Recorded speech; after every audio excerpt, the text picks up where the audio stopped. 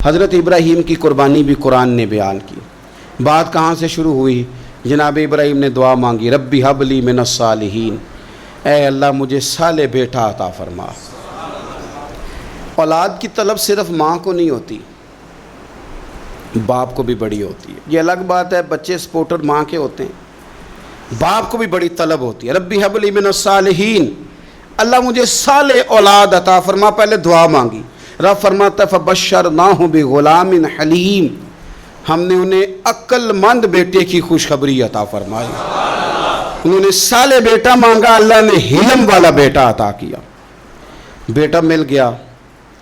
فلما بلغ معہ السعی، پھر جب بیٹا ان کے ساتھ کام کرنے کے قابل ہو گیا، بندہ رات کو تھکا ماندہ گھر آئے نا تو بیٹا تھوڑا سا بڑا ہو جائے تو اس کو چارپائی پہ لیٹا دیکھ کے ابا بڑا راضی ہوتا ہے۔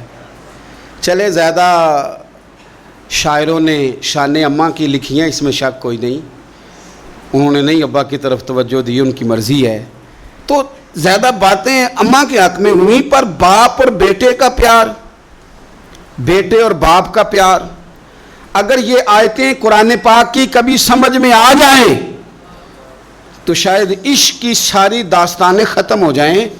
بیٹا بھی اپنے باپ سے بڑا ہی پیار کرتا ہے، باپ بھی اپنے بیٹے سے بڑا ہی۔ یہ دعا حضرت ابراہیم نے مانگی، یا اللہ صالح بیٹا دے۔ اللہ نے پھر کہا کہ میں نے خوشخبری دی حلم والے بیٹے کی، فلما بلغ معہ السعی، پھر بیٹا جب ساتھ چلنے کے قابل ہو گیا، قال یا بنی انی ارا فی المنام، کہا اے بیٹے میں نے خواب دیکھی ہے، کیا؟ انی اذبحک، میں تجھے ذبح کر رہا ہوں، فانظر ماذا تری، بیٹے تیری رائے کیا ہے؟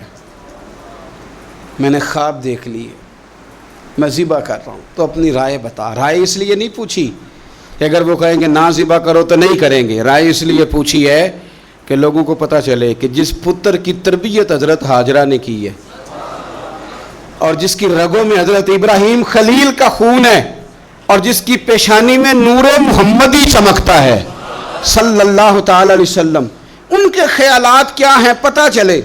اور یہ پوچھا بھی اس لیے تاکہ لوگوں کو سمجھ آ جائے کہ اگر حضرت ابراہیم ذبح کرنے کو تیار تھے تو جناب اسماعیل ذبح ہونے کو تیار، لوگوں کی سمجھ میں بات آ جائے۔ فانظر ماذا تری، تیری کیا رائے ہے، قربان جائیں۔ یہ بھی انداز ہے بیٹے کا باپ کے ساتھ۔ یہ نہیں کہا کہ ابا جی ذبح کر دیں آپ، یہ نہیں کہا، قالا یا ابت افعل ما تؤمر، کہا ہے ابا جی آپ کریں وہ جس کا آپ کو حکم دیا جا رہا ہے۔ رب جو کہتا ہے نا آپ وہ میرے ساتھ کر دیں، اگر اللہ کہتا ہے ذبح کریں تو ذبح کر دیں، اگر وہ فرماتا ہے اس کے ٹکڑے ٹکڑے کریں تو ٹکڑے ٹکڑے کر دیں، جو رب کہتا ہے وہ کریں۔ مجھے آپ انشاءاللہ صبر کرنے والوں میں سے پائیں گے۔ کریں، میں تیار ہوں، کریں۔ بیٹا ہے، سالوں کے بعد جناب ابراہیم نے دیکھا ہے، اب وہ اس عمر کو پہنچا ہے کہ وہ کام کرنے کے قابل ہوا، ساتھ چلنے کے قابل ہوا، حکم آ گیا۔ دیکھو ایک مشکل وہ ہوتی ہے کہ تبلیغ کرنی ہے، کافروں کو رستے میں مشکل آ گئی۔ ایک مشکل وہ تھی کہ کافروں سے لڑائی کرنی تھی تو رستے میں مشکل ہے۔ یہاں تو کچھ بھی نہیں، بیٹھے بٹھائے رب نے کہہ دیا کرو بیٹا ذبح۔ سمجھ آتی ہے کہ یاری تیری سونا ہے پر ازمائشاں بھی تیریاں اگ، اے سونا پرکھیا جامدہ ہی پہلو نال لگاں دے لگ۔ وہ اپنے پیاروں کو نہ بیٹھے بٹھائے بھی امتحان لے لیتا ہے۔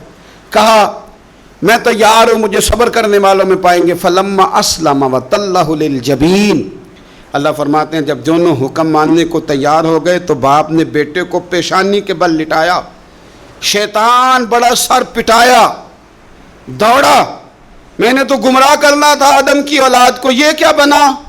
اللہ کی رضا کے لیے بیٹا تک قربان کرنے کو تیار ہو گئے، دوڑ کے جناب ہاجرہ کے پاس گیا۔ پتہ ہے آج کیا ہونے لگا ہے؟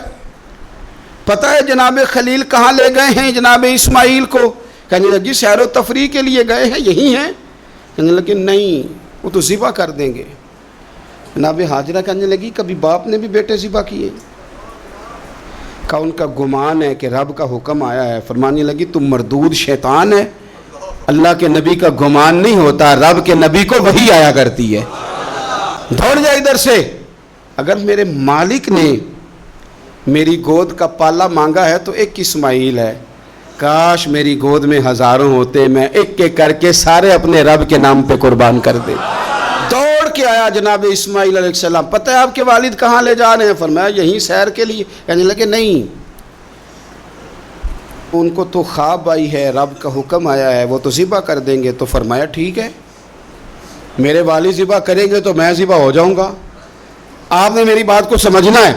پھر حضرت ابراہیم کے رستے میں آیا، کہنے لگا اے ابراہیم، حضرت جبریل تو آئے ہی نہیں، آپ کو تو حکم حضرت جبریل کے ذریعے آتا ہے، آپ خواب دیکھ کے بیٹا ذبح کریں گے؟ روڑے اٹھائے، کنکر اٹھائے، زور سے مارے، وہ دوسری جگہ آ گیا، پھر کنکر مارے، پھر تیسری جگہ آ گیا، پھر کنکر مارے۔ کیا دنیا میں یہ بھی انداز بھی ہے کہ روڑے مارے تو عبادت کا ثواب ملے؟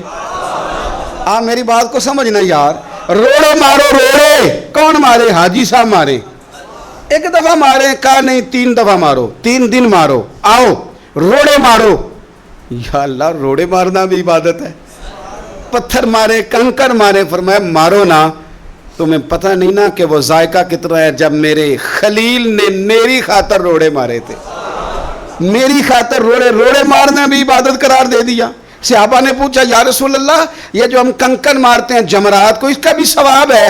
فرمایا یہ تو تمہیں میزان عمل میں قیامت کے دن پتہ چلے گا نا اجر کتنا ہے، یہ تو تمہیں تب پتہ چلے گا۔ روڑے مارے حضرت ابراہیم خلیل نے، فلما اسلم وتلہ للجبین، دونوں تیار ہو گئے، باپ نے بیٹے کو پیشانی کے بل لٹایا۔ مفسرین کہتے ہیں خود کہا تھا جناب اسماعیل نے، ابا جی سیدھا لٹا کے ذبح نہ کرنا، ہو سکتا ہے چہرہ دیکھیں تو آپ سے چھری نہ چلائی جا سکے، آنکھوں پہ پٹی باندھ لو، مجھے الٹا کر کے لٹا لو اور میرے ہاتھ پیر باندھ لو۔ بیٹے وہ کیوں؟ کہا آپ والد ہی نہیں، پیغمبر بھی، پیغمبر بھی جد الانبیاء، ابو الانبیاء ابراہیم خلیل۔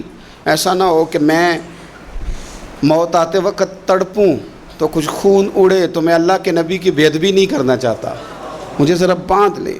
باپ نے بیٹے کو باندھا، چھری پکڑ لی اور گردن پہ چلائی، فلما اسلم وتلہ للجبین۔